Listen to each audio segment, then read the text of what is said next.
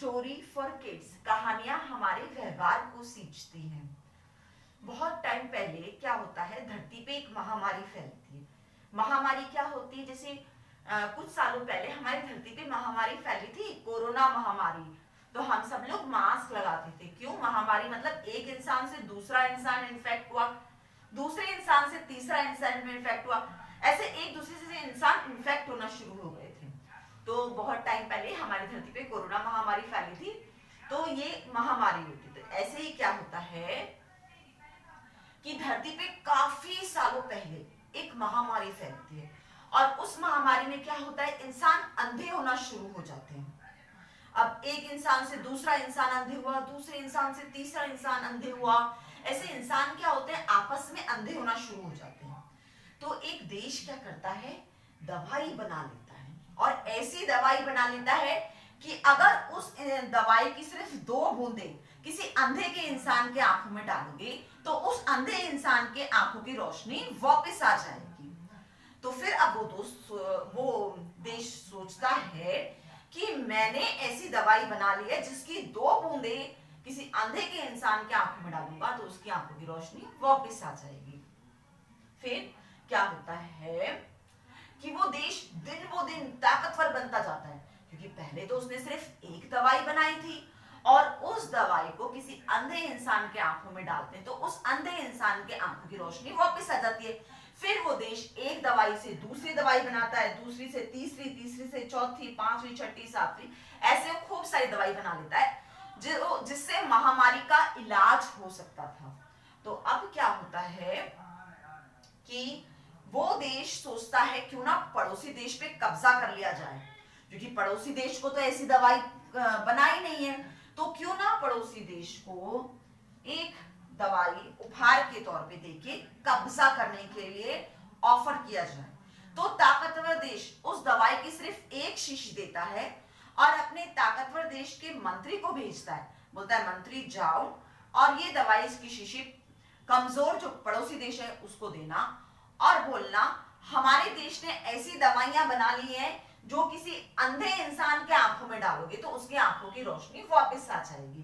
तो अब आप कमजोर देश हो, तो कमजोर देश आप अब सरेंडर कर दो, हमें आपके देश पे कब्जा करना है। तो वहां का जो कमजोर देश का मंत्री होता है वो बहुत समझदार होता है। तो जैसे ही उस दवाई की एक शीशी उसके कमजोर देश के राज्य में आती है तो वहां का मंत्री बोलता है, राजा को स्टॉप करता है, बोलता है राजा जी आप रुक जाइए, आप ये दवाई की शीशी मेरे पास लाइए। और वो दवाई की शीशी की 2 बूंदे आंखों में डालने की जगह जबान पे डाल लेता है, और फटाफट पेन लेता है और सारी जड़ी बूटियों के नाम नोट करता है कि ये दवाई में पीपल की जड़ें हैं, इस दवाई में नींबू के पेड़ की जगह हैं, इस दवाई में केले के पेड़ की जड़ें हैं, और इस दवाई में अमरूद के पेड़ की जड़ें हैं, और इस दवाई में चीकू के पेड़ की जड़ें हैं। तो सारी जड़ी बूटियों का नाम नोट कर लेता है। इतने में राजा को गुस्सा आता है, राजा को ये क्या कर रहा है, इसने दवाई की एक शीशी आंखों में डालने की जगह जबान पे डाल ली। वो दवाई किसी अगर अंधे के इंसान की आंखों में मिलती तो उस इंसान की बेचारे की रोशनी वापस आ जाती।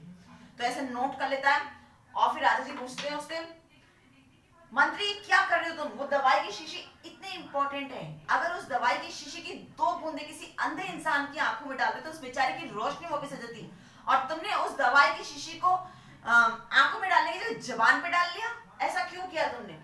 तो फिर वो मंत्री समझाता है, राजा जी मैंने उन सारी जड़ी बूटियों का नाम नोट कर लिया है कि ये दवाई में पीपल की जड़ें हैं, इस दवाई में अमरूद के पेड़ की जड़ें हैं, इस दवाई में चीकू के पेड़ की जड़ें हैं, इस दवाई में केले के पेड़ की जड़ें हैं, इस दवाई में नींबू के पेड़ की जड़ें हैं, इस दवाई में गुलाब के फूल की जड़ें हैं, इस दवाई में मैरीगोल्ड फ्लावर के फूल की जड़ें हैं। तो मैंने उस सारी जड़ी बूटियों का नाम नोट कर लिया है जिससे ये दवाई की एक शीशी बनी है, और जो पड़ोसी देश बहुत ताकतवर है उसने हमें भिजवाई है।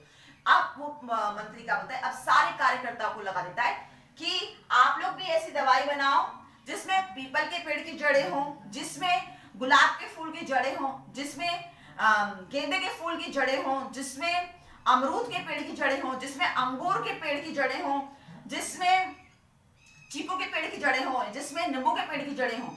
तो ये सारी दवाई की शीशियों के नाम नोट करो और सबके सब ये दवाई की शीशी ये दवाई बनाने में लग जाओ। फिर जो कमजोर देश का मंत्री होता है उसकी समझदारी से खूब सारी दवाइयां बनती हैं। फिर वो कमजोर देश का मंत्री अपनी दवाई की बहुत सारी शीशियां लेता है और अपनी दवाई की शीशियों के साथ सभ्यता से जाता है ताकतवर देश के पास और बोलता है, राजा जी आपका बहुत बहुत धन्यवाद, आपको बहुत बहुत थैंक्स। आपने हमें दवाई की एक शीशी बनाई थी, आपने हमें दवाई की एक शीशी भिजवाई थी, तो उस दवाई की एक शीशी के लिए आपको बहुत बहुत धन्यवाद।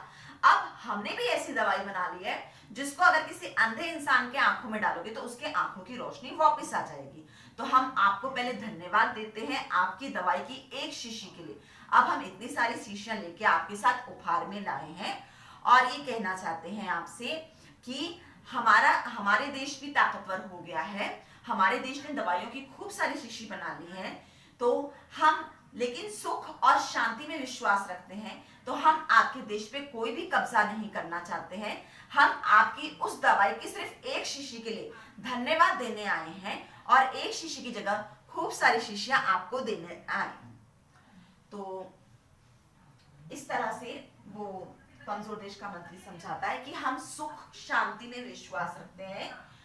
सुख शांति में विश्वास रखने के कारण हम अब आपके देश पे कोई कब्जा नहीं करेंगे और आपकी ने जो दवाई की सिर्फ एक शीशी भिजवाई थी उस एक दवाई की एक शीशी के लिए आपको कोटि कोटि धन्यवाद और आपके लिए दवाई की खूब सारी शीशियां हम लेके आए हैं और अब हम भी बहुत ताकतवर हो गए हैं, हमने भी दवाइयों की खूब सारी शीशी बना ली है। तो लेकिन हम आपके देश पे कोई कब्जा नहीं करेंगे क्योंकि हमें सुख और शांति में विश्वास करते हैं।